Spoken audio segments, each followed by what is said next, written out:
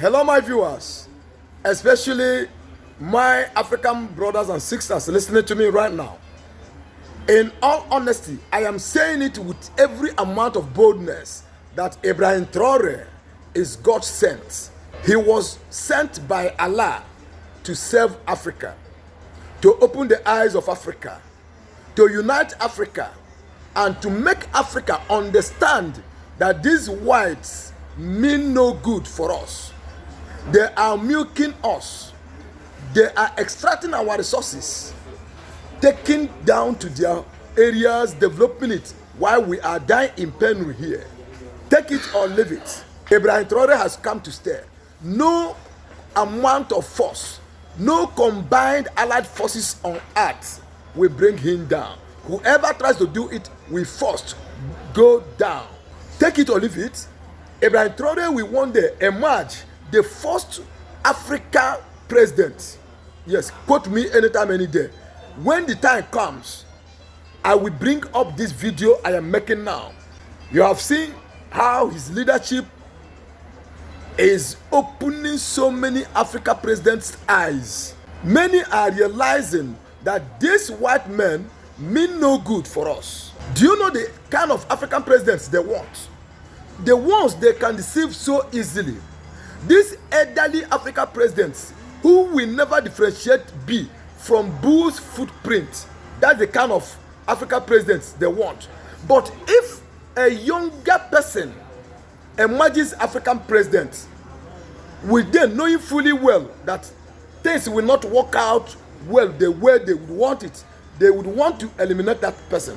They would want to eliminate such president because they don't want Africans to exist. They don't want good things to be in Africa. They don't want Africans to understand that they are making us. They are taking our resources home. They are killing us. They are wasting us. But once you're an African president, old enough, you see them running around such presidents, controlling such presidents, so that every natural resources, such president will be taking it to such president's country. I would want you to listen to him so you will hear leadership words emanating from his mouth. But before you watch, kindly subscribe to my YouTube channel, SympathyTV. Turn on the notification bell for more eye-opening videos of this nature. CNN, BBC, France, 24. I'm watching you all. I'm recording every lie. I'm archiving every distortion. I am Ibrahim Traore, and today I'm pulling off your masks. Yes, you heard correctly. I, whom you call a young military junta leader, whom you brand as a dangerous radical, whom you serve up as an anti-Western dictator, am now telling you the truth. And this time you cannot turn off your microphones. This time you cannot turn away your cameras. This time your editors cannot cut this speech, because the world you monopolize no longer exists. Because millions will hear these words now, without passing through your filters, without being subjected to your distortions, without being muddied by your lies. I am 34 years old. Every day of my life, I grew up with your lies. As a child, I would watch Africa on television. Always the same images. Children with flies, dry lands, weapons, death. This is Africa, they told us. This is what Africa is.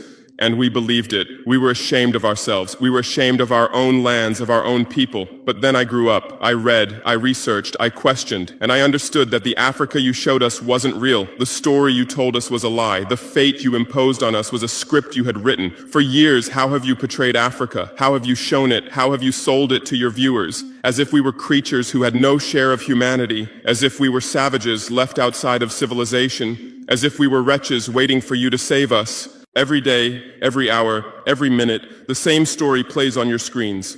Hunger, war, disease, corruption, terror, chaos. These are the words that come to mind when Africa is mentioned.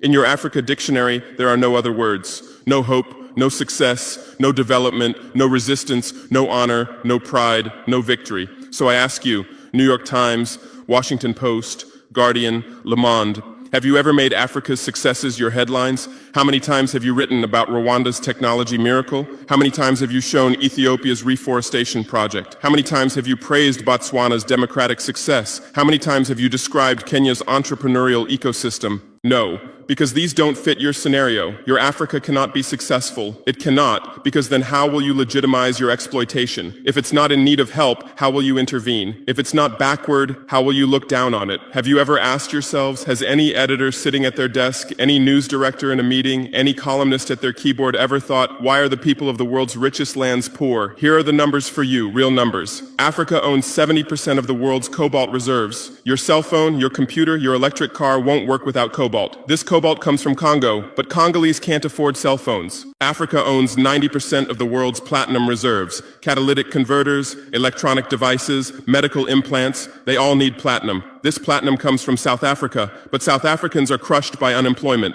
Africa provides 30% of the world's gold production. Mali, Burkina Faso, Ghana, Tanzania. Gold flows like rivers from our lands, but our people swim in poverty. Africa supplies 65% of the world's diamond production. Botswana, Angola, Congo, Sierra Leone, billions of dollars worth of diamonds are extracted, but our miners live on $1 a day. Africa owns 35% of the world's uranium reserves. Niger, Namibia, South Africa. Nuclear plants run on our uranium. Paris lights burn with our uranium. But our villages have no electricity. And you still ask, why is Africa poor? No, the right question is, how was Africa kept poor while being so rich? Here's your answer. Colonialism didn't end. It changed shape. You used to come and occupy our lands. Now you come and establish companies. You used to take by force. Now you make agreements. You used to rule with the whip. Now you rule with credit. Let me give you concrete examples, with numbers, names, dates, but you'll never write about these. Glencore, Swiss-based mining giant, extracting cobalt in Congo, 2022 revenue, $256 billion, tax paid to Congo, $500 million, that's 0.2%. Is this justice? Rio Tinto, British-Australian mining giant, extracting bauxite in Guinea, 20 million tons annually. What's left for Guinea? Environmental pollution and cancer. Total, now Total Energies, French oil giant, extracting oil in Angola, Nigeria, Congo. 2022, profit, $36 billion investment in Africa, dirty pipelines, Anglo-American, founded in South Africa but now in London. Diamonds, platinum, iron, taking everything. What it left in South Africa? 6 million unemployed miners. And these are just the tip of the iceberg. What about the invisible, the secret deals, the offshore accounts, the transfer pricing tricks?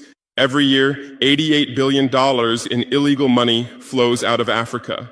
Who writes about this? Every year, $45 billion in aid comes to Africa. Everyone writes about this, but no one says Africa is not the continent receiving aid, it's the continent giving aid.